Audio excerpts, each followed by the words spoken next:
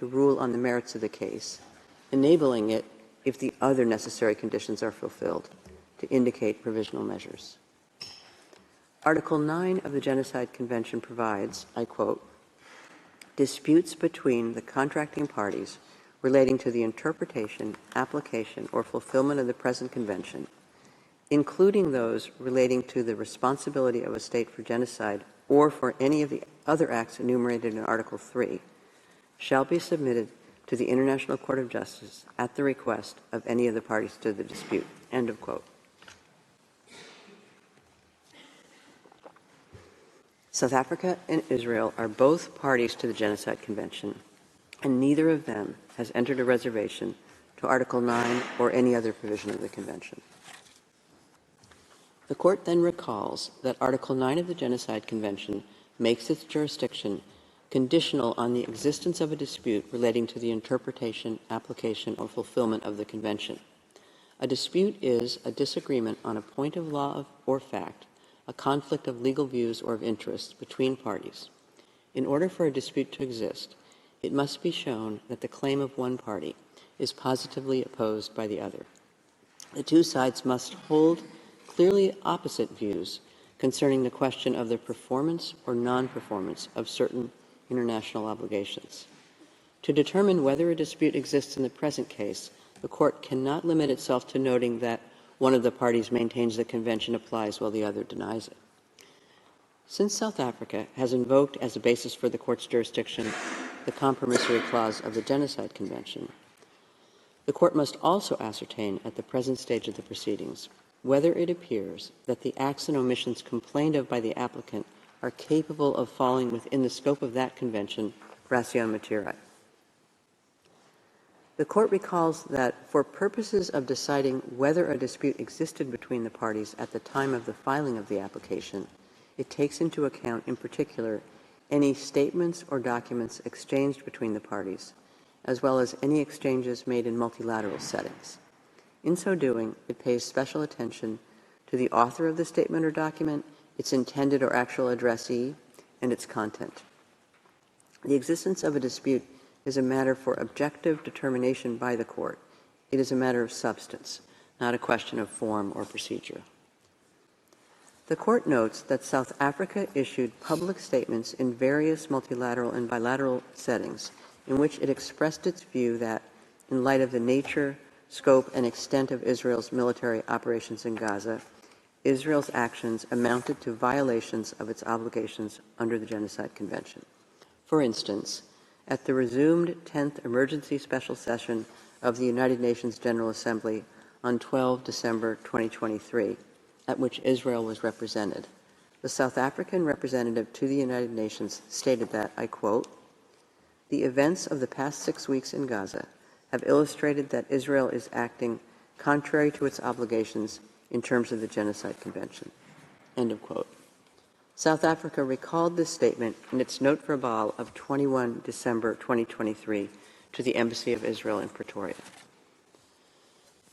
The Court notes that Israel dismissed any accusation of genocide in the context of the conflict in Gaza in a document published by the Israeli Ministry of Foreign Affairs on 6 December 2023, which was subsequently updated and reproduced on the website of the Israel Defense Forces on 15 December 2023 under the title, "The War Against Hamas, Answering Your Most Pressing Questions," stating that, I quote, "The accusation of genocide against Israel is not only wholly unfounded as a matter of fact and law, it is morally repugnant."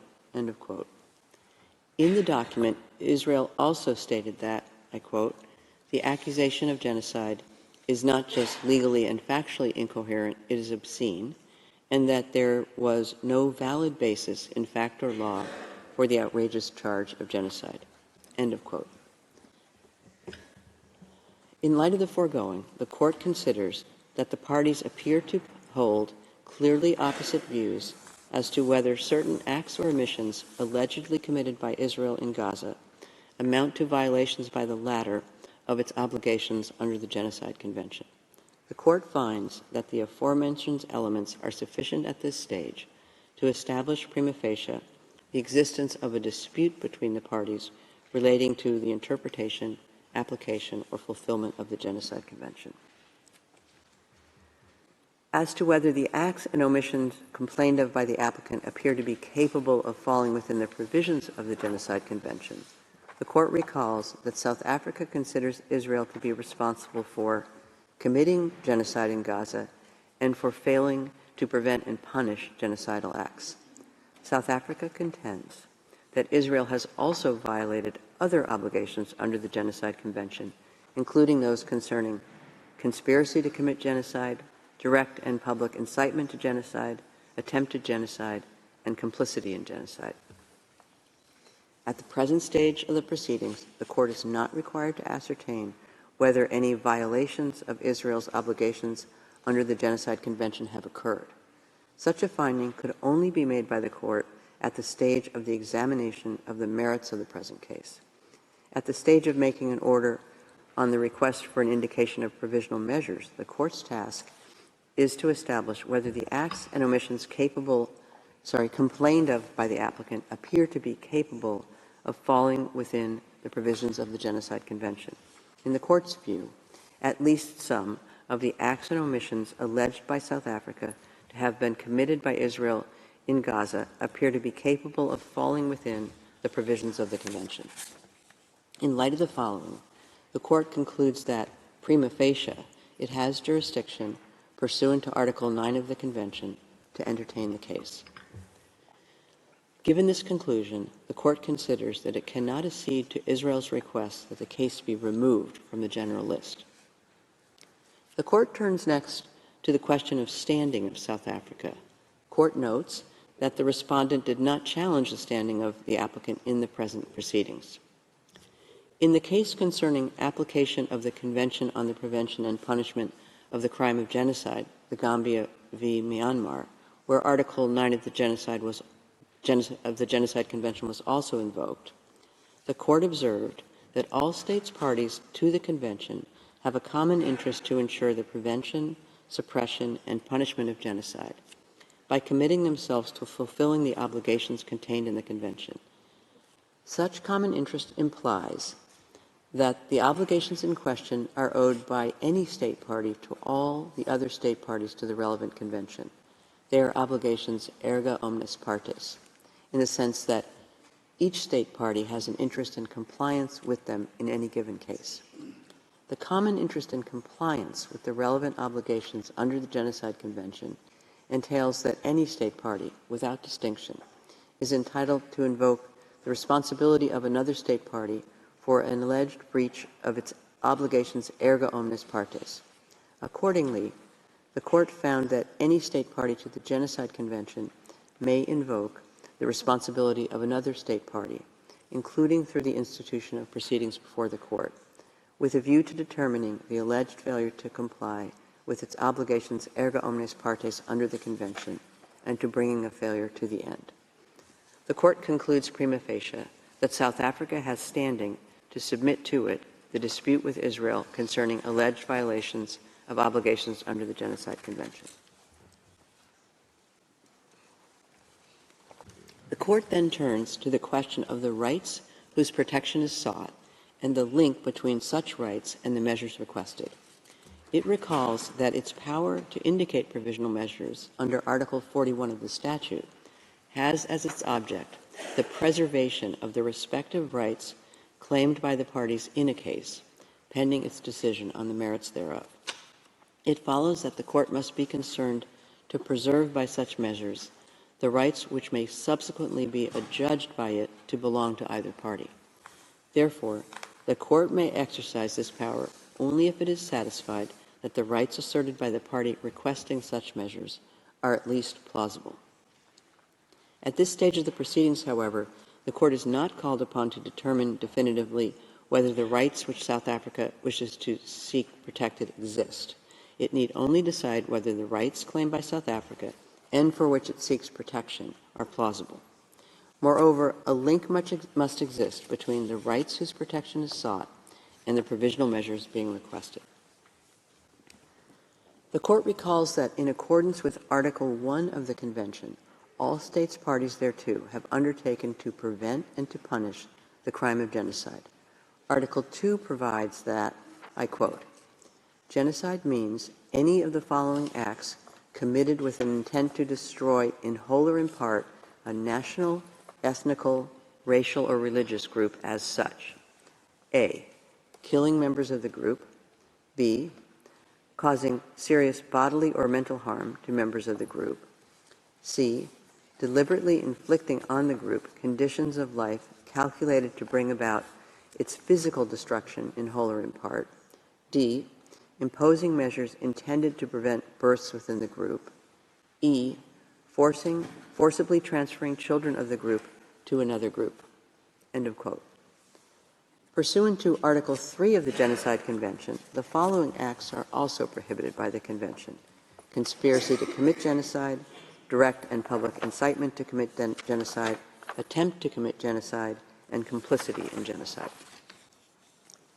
The provisions of the Convention are intended to protect the members of a national, ethnical, racial, or religious group from acts of genocide or any other punishable acts enumerated in Article 3. The Court considers that there is a correlation between the rights of members of groups protected under the Genocide Convention, the obligations incumbent on state parties thereto, and the right of any state party to seek compliance therewith by another state party. As the Court has stated in other cases, in order for acts to fall within the scope of Article 2 of the Convention, the intent must be to destroy at least a substantial part of a particular group. This is demanded by the very nature of the crime of genocide, since the object and purpose of the Convention as a whole is to prevent the intentional destruction of groups. The part targeted must be significant enough to have an impact on the group as a whole.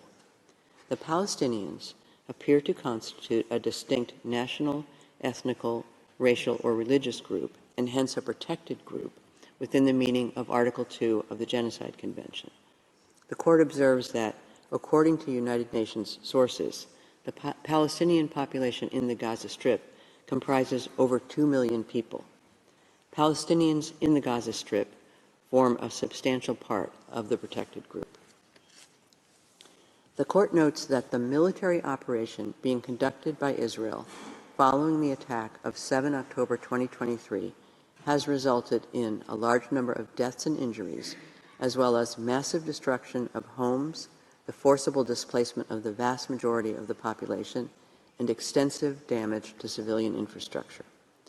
While figures relating to the Gaza Strip cannot be independently verified, recent information indicates that 25,700 Palestinians have been killed, over 63,000 injuries have been reported, over 360 housing units have been destroyed or partially damaged, and approximately 1.7 million persons have been internally displaced.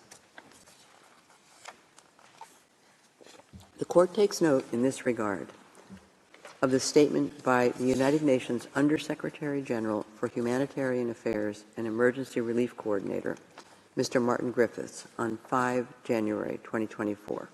I quote, "Gaza has become a place of death and despair. Families are sleeping in the open as temperatures plummet. Areas where civilians were told to relocate for their safety have come under bombardment.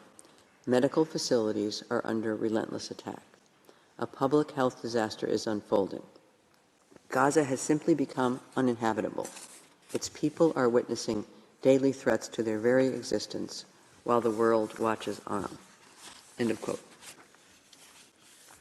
Following a mission to North Gaza, the World Health Organization reported that as of 21 December 2023, I quote, "an unprecedented 93% of the population of Gaza is facing crisis levels of hunger, with insufficient food and high levels of malnutrition." End of quote.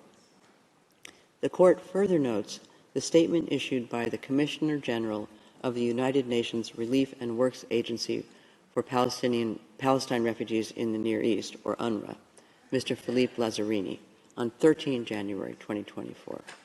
I quote, "It's been 100 days since the devastating war started, killing and displacing people in Gaza following the horrific attacks that Hamas and other groups carried out against people in Israel.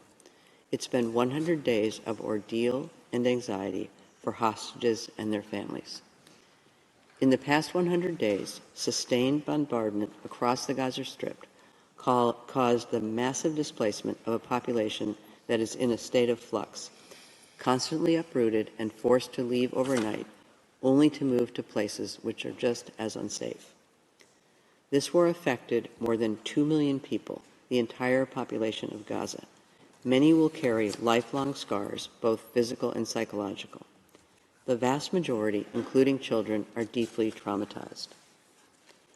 Overcrowded and unsanitary UNRWA shelters have become home to more than 1.4 million people. They lack everything, from food to hygiene to privacy. People live in inhumane conditions where diseases are spreading, including among children. They live through the unlivable with the clock ticking fast towards famine. The plight of children in Gaza is especially heartbreaking.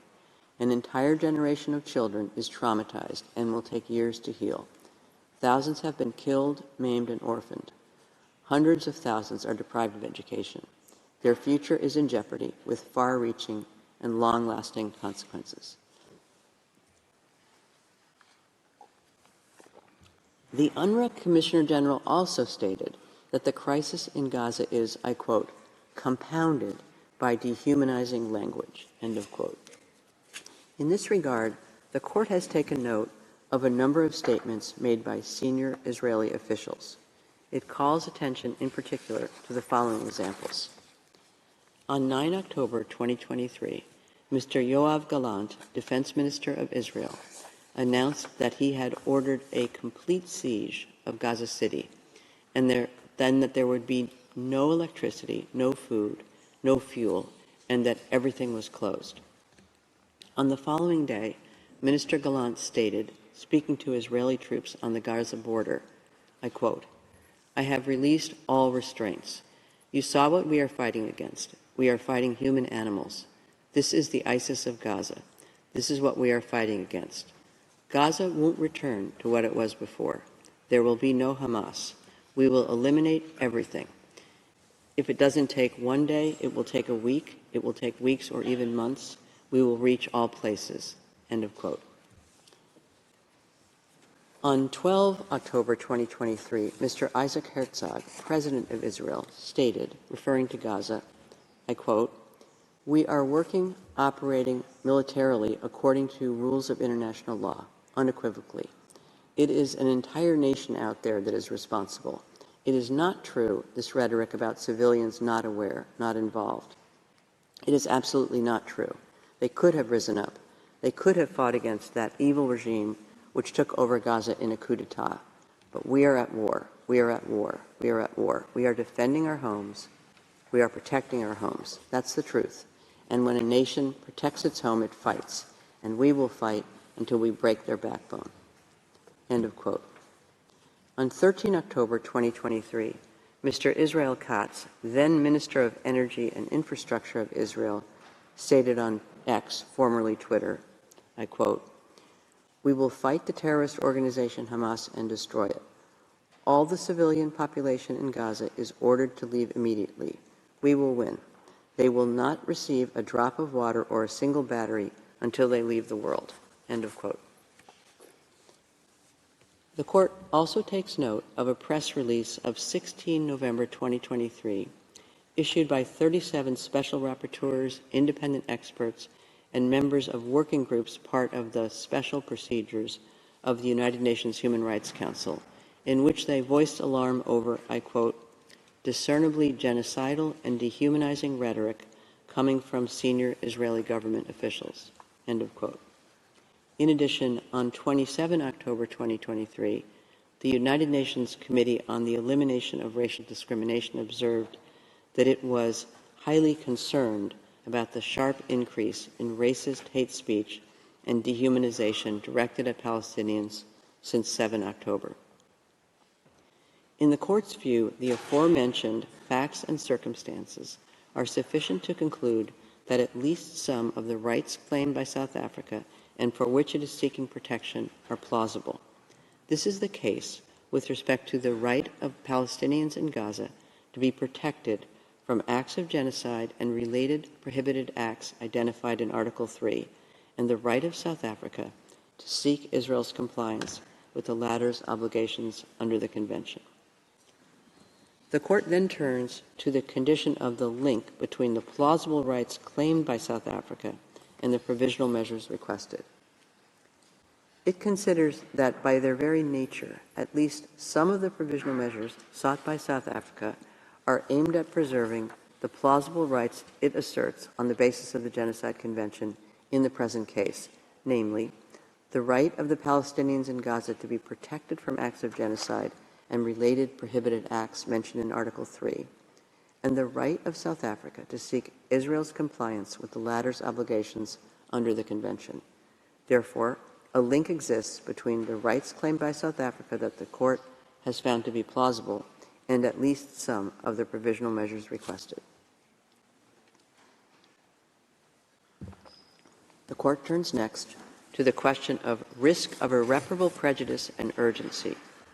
It notes that, pursuant to Article 41 of its statute, it has the power to indicate provisional measures when irreparable prejudice could be caused to rights which are the subject of judicial proceedings, or when the alleged disregard of such rights might entail irreparable consequences. However, the power of the Court to indicate provisional measures will only be exercised if there is urgency in the sense that there is a real and imminent risk that irreparable prejudice will be caused to the rights claimed before the Court gives its final decisions. The condition of urgency is met when the acts susceptible of causing irreparable prejudice can occur at any moment before the Court makes the final decision in the case. The Court must therefore consider whether such a risk exists at this stage of the proceedings. The Court is not called upon for purposes of its decision on the request for the indication of provisional measures to establish the existence of breaches of obligations under the Genocide Convention, but to determine whether the circumstances require the indication of provisional measures for the protection of rights under that instrument. As already noted, the Court cannot at this stage make definitive findings of fact, and the right of each party to submit arguments with respect to the merits remains unaffected by the Court's decision on the request for the indication of provisional measures. The Court recalls that, as underlined in General Assembly Resolution 96-1 of 11 December 1946, I quote, "Genocide is a denial of the right of existence of entire human groups, as homicide is the denial of the right to live of individual human beings. Such denial of the right of existence shocks the conscience of mankind, results in great losses to humanity in the form of cultural and other contributions represented by these human groups, and is contrary to moral law and to the spirit and aims of the United Nations." End of quote. In view of the fundamental values sought to be protected by the Genocide Convention, the Court considers that the plausible rights in question in this proceeding, namely, the right of Palestinians in the Gaza Strip to be protected from acts of genocide and related prohibited acts identified in Article 3 of the Genocide Convention, and the right of South Africa to seek Israel's compliance with the latter's obligation under the Convention, are of such a nature that prejudice to them is capable of causing irreparable harm. During the ongoing conflict, senior United Nations officials have repeatedly called attention to the risk of further deterioration of conditions in the Gaza Strip. The Court takes note, for instance, of the letter dated 6 December 2023, whereby the Secretary General of the United Nations brought the following information to the attention of the Security Council. I quote, "The healthcare system in Gaza is collapsing. Nowhere is safe in Gaza. Amid constant bombarding by the Israel Defense Forces and without shelter or the essentials to survive, I expect public order to completely break down soon due to the desperate conditions rendering even limited humanitarian assistance impossible. An even worse situation could unfold, including epidemic diseases and increased pressure for mass displacement into neighboring countries. We are facing a severe risk of collapse of the humanitarian system. The situation is fast deteriorating into a catastrophe with potentially irreversible implications for Palestinians as a whole and for peace and security in the region. Such an outcome must be avoided at all costs." End of quote. On 5 January 2024, the Secretary General wrote again to the Security Council, providing an update on the situation in the Gaza Strip and observing that, I quote, "Sadly, devastating levels of death and destruction continue." End of quote. The court also takes note of the 17 January 2024 statement issued by the UNRWA Commissioner General upon return from his 4th visit to the Gaza Strip since the beginning of the current conflict in Gaza. I quote, "Every time I visit Gaza, I witness how people have sunk further into despair, with the struggle for survival consuming every hour." End of quote. The court considers that the civilian population in the Gaza Strip remains extremely vulnerable. It recalls that the military operation conducted by Israel after 7 October 2023 has resulted inter alia in tens of thousands of deaths and injuries and the destruction of homes, schools, medical facilities, and other vital infrastructure, as well as displacement on a massive scale. The court notes that the operation is ongoing and that the Prime Minister of Israel announced on 18 January 2024 that the war, I quote, "will take many more long months." End of quote. At present, many Palestinians in the Gaza Strip have no access to the most basic foodstuffs, potable water, electricity, essential medicines, or heating. The World Health Organization has estimated that 15% of the women giving birth in Gaza Strip are likely to experience complications and indicates that maternal and newborn death rates are expected to increase due to the lack of access to medical care. In these circumstances, the court considers that the catastrophic humanitarian situation in the Gaza Strip is at serious risk of deteriorating further before the court renders its final judgment.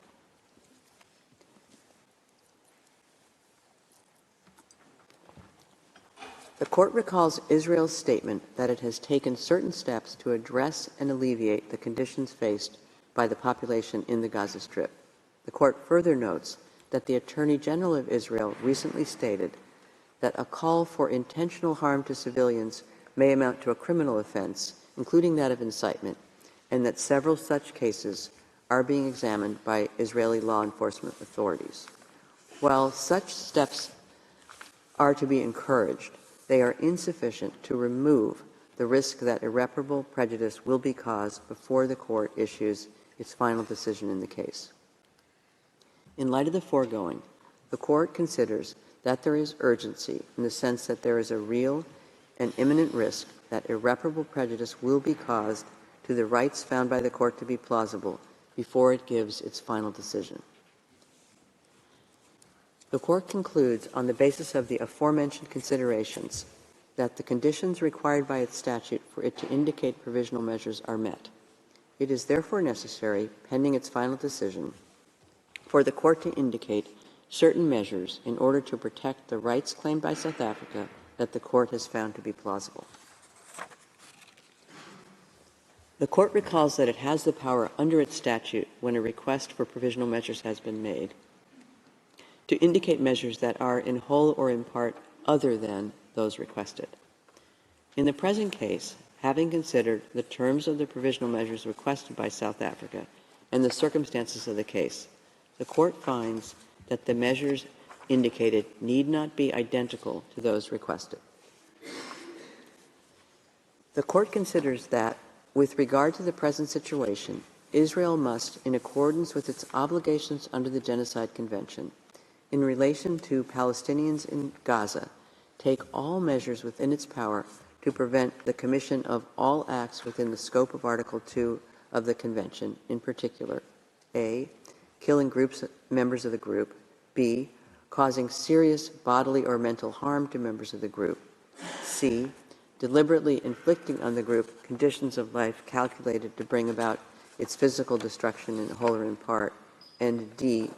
imposing measures intended to prevent births within the group. The court recalls that these acts fall within the scope of Article 2 of the Convention when they are committed with the intent to destroy in whole or in part the group as such. The Court further considers that Israel must ensure with immediate effect that its military forces do not commit any of the aforementioned acts. The Court is also of the view that Israel must take measures within its power to prevent and punish the direct and public incitement to commit genocide in relation to the members of the Palestinian group in the Gaza Strip. The Court further considers that Israel must take immediate and effective measures to enable the provision of urgently needed basic services and humanitarian assistance to address the adverse conditions of life faced by Palestinians in the Gaza Strip. Israel must also take effective measures to prevent the destruction and ensure the preservation of evidence related to allegations of acts within the scope of Article 2 and Article 3 of the Genocide Convention against members of the